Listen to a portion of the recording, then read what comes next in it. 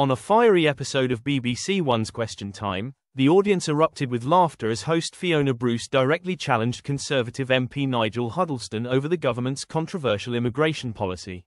Huddleston, who has served as a Tory MP for a decade and is now co-chairman of the Conservative Party, attempted to criticise the Labour government for allegedly failing to build upon the Conservatives' immigration framework. However, his remarks quickly backfired when Bruce sharply interrupted him, highlighting the Conservatives' failure to send a single migrant to Rwanda under their heavily criticised deportation scheme. Just 1 minute. Nigel, even when you were in government, you didn't actually get anyone to Rwanda, Bruce stated, prompting applause and laughter from the audience in Aldershot, Hampshire.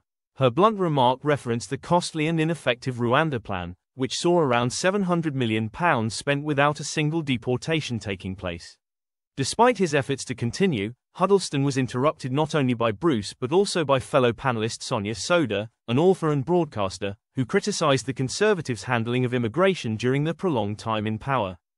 The exchange was sparked by Labour leader Keir Starmer's recent announcement about establishing return hubs in other countries for failed asylum seekers. Speaking in Albania earlier this week, Starmer's new approach has stirred debate across the political spectrum.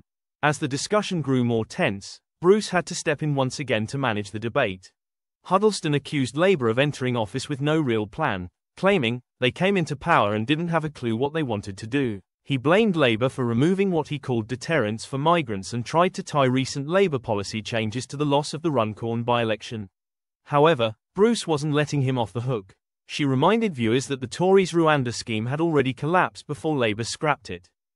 Despite spending hundreds of millions, including £290 million in direct payments to Rwanda, flight arrangements that never happened, and administrative costs, the plan resulted in no deportations and extensive public backlash. The confrontation laid bare the growing public frustration with the Conservative Party's immigration record and offered a sharp contrast between political rhetoric and real-world results.